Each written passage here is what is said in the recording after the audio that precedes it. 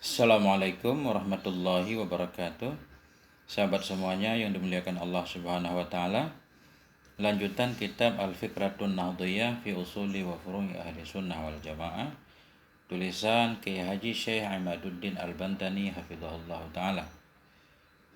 Kita masih di bab zakat, PDF halaman 73 tentang boleh tidaknya memberikan zakat kepada istri. Bismillahirrahmanirrahim.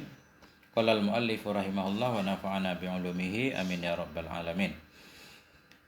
Al-mas'alatul khamisata asyara daf'uz zakati lidzaujatil madinah.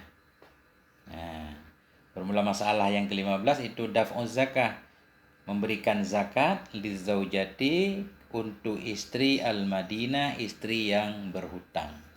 Kita punya istri kita banyak hutang. Suka kredit. Boleh nggak kita memberikan zakat untuk dia ketika kita wajib mengeluarkan zakat harta misalkan? Salah satu orang yang berhak menerima zakat kita berikan kepada istri, boleh nggak? Ini kita lihat. Yajuzu lizzauji ayyu'tiya zaujatahu min zakati malihi min sahmil gharimin. Boleh bagi suami oleh bahwa memberikan ia akan istrinya dari zakat hartanya. Min sahmil gharimin, dari bahagian orang yang berhutang, gharim. Kenapa boleh? Li'anna sadada diniha ghairu wajibin alaih. Karena bahwa sungguh membayar hutangnya si istri itu tidak wajib di atasnya suami. Ternyata boleh. Boleh bagi seorang suami ketika dia mau mengeluarkan zakat, memberi zakat untuk istrinya. Tapi dari jatah gharim, bukan jatah fakir dan miskin. Artinya orang yang berhak menerima zakat 8 golongan, fakir, miskin. Salah satunya gharim, orang yang berhutang. Jadi atas nama orang yang berhutang boleh kita berikan zakat kepada si istri. Kenapa? Li'anna sadada diniha. Karena bayar hutang istri itu bukan kewajiban suami. Ini istri berhutang sendiri nih ceritanya. Dan untuk kepentingannya sendiri. Nggak wajib suami membayar hutangnya. Jadi biar istri mampu bayar hutang, kita berikan dari jatah zakat, yaitu saham atau senef gharib, orang yang berhutang. Nggak boleh kita berikan kepada istri atas nama istri fakir atau miskin, nggak boleh. Kenapa nih? Wala yajuzu min sahmil fuqara wal masakin. Tidak boleh ianya diberikan zakat itu min sahmil fuqara, dari bahagian fuqara dan bahagian masakin. Maksudnya atas nama fakir miskin nggak boleh. Kenapa? Li'anna nafaqataha wajibatun alaih. Karena sungguh nafkahnya si istri itu wajib kepadanya suami. Karena kalau istri miskin, butuh kebutuhan, itu tanggung jawab suami. Suami tentunya harus menafkahi istrinya yang miskin. Kebutuhannya harus dipenuhi. Jadi nggak boleh. Jadi kalau memberikan zakat ke istri atas nama fakir itu menguntungkan suami. Artinya mestinya suami harus memberikan nafkah, jadi nggak perlu lagi karena ada hutangnya, ada zakatnya misalkan.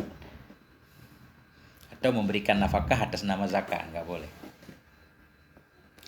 Terus yang gharim itu siapa? Siapa yang dimaksud orang yang berhutang? Wal gharim huwa man alaihi dinun wa la yastati'u sadadah.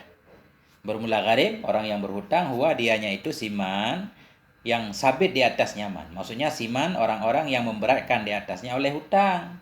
Wa la yastati'u sadadah, dan tidak mampu ia akan menutupnya, membayarnya.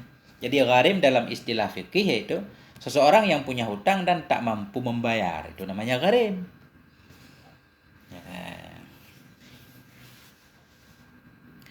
Washtaratal malikiyatu alla yakuna qad istadana liyakhudha minadz zakah.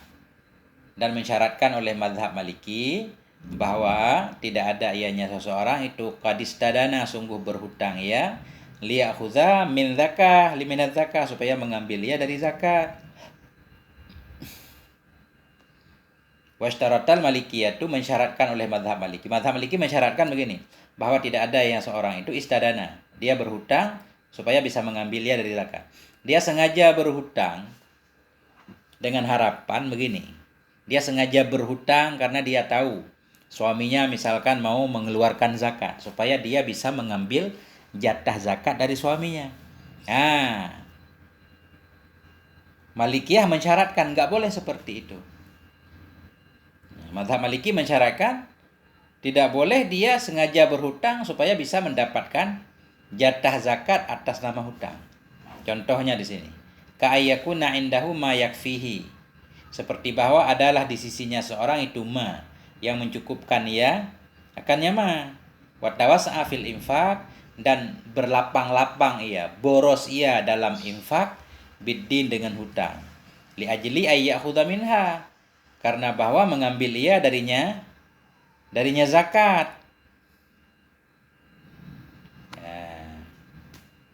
Seperti bahwa adalah di sisinya seorang itu mah yang mencukupi ia akannya. Seperti seseorang punya bekal cukup, kebutuhannya cukup. Watawas'a fil infak biddin. Dia agak boros untuk infak, untuk biaya hidupnya dengan cara berhutang. Padahal kalau dia hemat-hemat, standar cukup, sengaja dia berhutang, kemudian hidupnya boros. Kenapa begitu? Supaya dia mendapatkan jatah zakat atas nama hutang. Li'ajli ayyakhudha minha.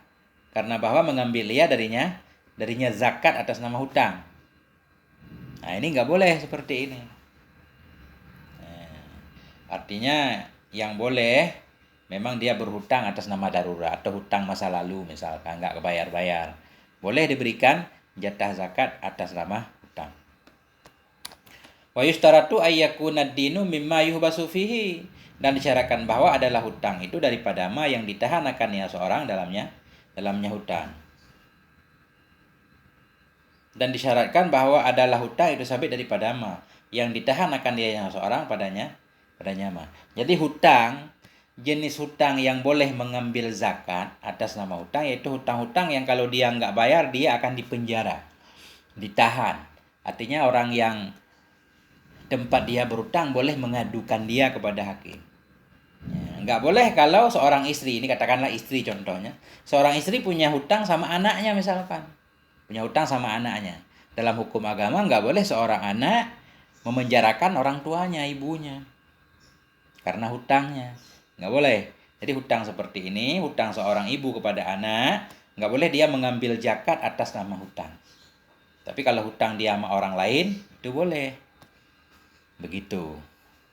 Mudah-mudahan begitu maksudnya. Qala al-Khatib Asy-Syarbaini fil Iqna'. Berkatalah oleh Syekh Khatib Syarbaini dalam kitab Iqna', apa kata beliau? Warabi'u man talzimul muzakki nafaqatuh bidaujiyatin aw ba'dhiyyah la yadfa'uha ilaihim bi ismin ay min sahmil fuqara'i wala min sahmil masakin. Bermula yang keempat itu siman. Bermula yang keempat itu man. Bermula siman yang wajib kepada si muzaki orang yang mengeluarkan zakat. Bermula yang keempat itu bermula siman yang wajib kepada orang yang mengeluarkan zakat oleh nafkahnya siman. Bizaujiyah dengan sebab perkawinan, atau ba'diyah atau dengan sebab hubungan ba'diyah, ada hubungan. Di sana dalam kitab Iqna' tertulis orang-orang yang orang tersebut wajib ditanggung nafkah oleh orang yang mengeluarkan zakat. Seperti istrinya misalkan. Zaujiyah karena dia istrinya tentu perlu dia memberikan nafkah, atau ba'diyah. Apa ba'diyah? Maksud hubungan ba'diyah apa gimana?